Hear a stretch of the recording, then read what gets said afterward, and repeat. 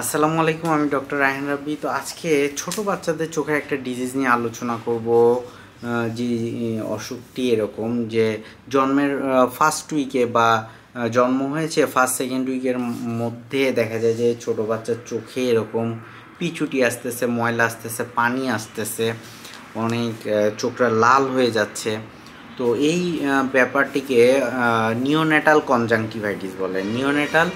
Neonatal conjunctivitis বলা হয়।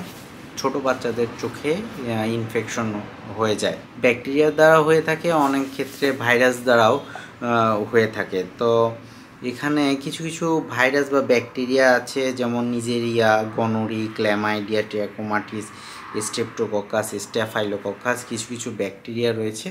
এইসব ব্যাকটেরিয়া দ্বারা দেখা যায় যে ছোট বাচ্চাটির চোখ আক্রান্ত হয় এবং ছোট বাচ্চাটির চোখ লাল হয়ে যায়, কনজেশন হয়, পিচুটি আসে, পানি আসে। বাবা মা অনেক ক্ষেত্রেই ঘাবড়ায় যান।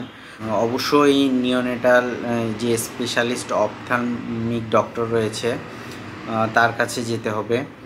আর এই সব ক্ষেত্রে দেখা যায় যে ব্রড স্পেকট্রাম অ্যান্টিবায়োটিক ডাক্তাররা সাজেস্ট করে থাকে। এই ধরনের কনজাংটিভাইটিস হইলে রেগুলার একটা অ্যান্টিবায়োটিক ড্রপ ডাক্তাররা সাধারণত সাজেস্ট করে থাকে। সেই ড্রপ নিয়মিত ব্যবহার করতে হবে।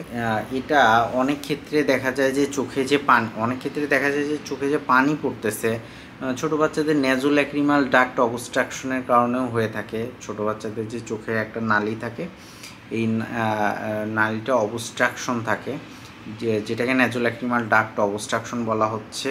সেসব ক্ষেত্রেও দেখা যায় যে চোখে পানি আসতে পারে, ময়লা আসতে পারে, পিচুটি কাটতে পারে ছোটো বাচ্চাদের। তো এরকম কোনো সমস্যা থাকলে অবশ্যই নিকটস্থ চক্ষু হাসপাতালে যাবেন এবং শিশু বিভাগে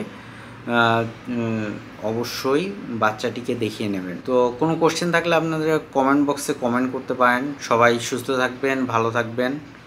ধন্যবাদ সবাইকে। আল্লাহ হাফেজ।